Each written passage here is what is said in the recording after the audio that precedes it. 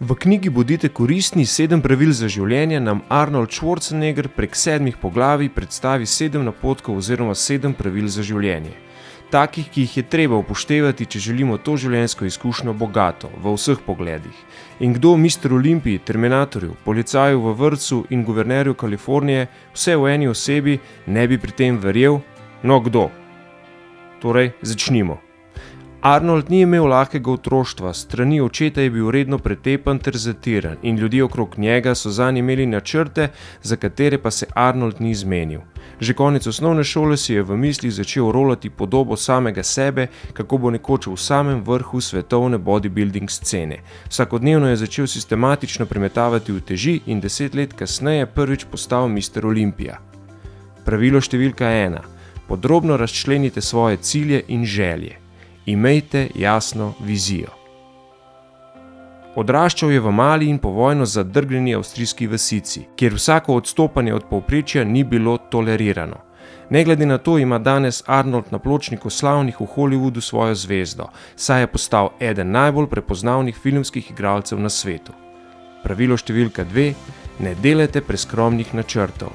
Ciljajte visoko, sanjajte na veliko, razmišljajte veliko potezno. Njegov režim treninga za moč je bil brutalen in Arnold je eden prvih, ki je začel trenirati 2-krat dnevno. Ob tem je hodil v večerno podjetniško šolo in se učil še igralstva. Vsako sekundo se je prizadeval, da bi osebnostno napredoval. Danes ga poznamo kot ikono bodybuildinga, filmskega igralstva in politike. Pravilo številka 3. V svoje sanje vložite toliko časa, energije in truda, kolikor lahko. Nikoli manj. Bodite predani, prispevajte svoj trud. Po domače, garajte kot volk.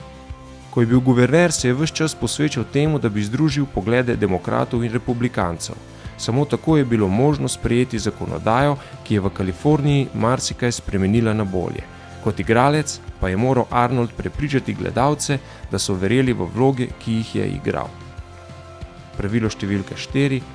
Naučite se efektivne komunikacije in veščin prodaje. Uspešno se naučite predstaviti svojo resnico. Na kratko, prodajajte svoj prav. Iz svetovno znanega bodybuilderja se je Arnold transformiral v filmsko zvezdo, potem pa je postal politično lice številka 1 v ZDA. Šlo je za popolno demonstracijo tega, kaj pomeni neutrudnost, prilagodljivost in fleksibilnost. Pravilo številka 5. Ko in če je treba, dogradite svoje sanje, zamenjajte prestavo, preusmerite svoj fokus. Schwarzenegger se je učil in požiral modrost svojih številnih mentorjev in učiteljev, ki se jim je na koncu knjige na večjih straneh tudi zahvalil. Na ta način je oblikoval različne poglede na življenje, bogato nagrmadeno znanje pa uporabil, da je oblikoval svojo kariero in pustil neizbrisen pečat temu svetu. Pravilo številka 6. Aktivno prisluhnite in poslušajte ter bodite odprti za nove ideje.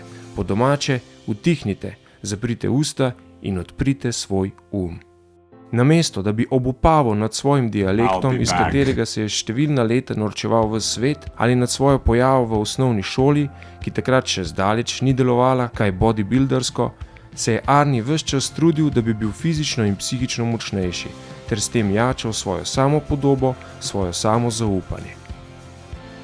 Pravilo številka 7. Povzpnite se nad svoje dvome, ki jih nosite v sebi in se osredotočite na majhne dnevne napredke. Predvsem pa razbijte svoja ogledala.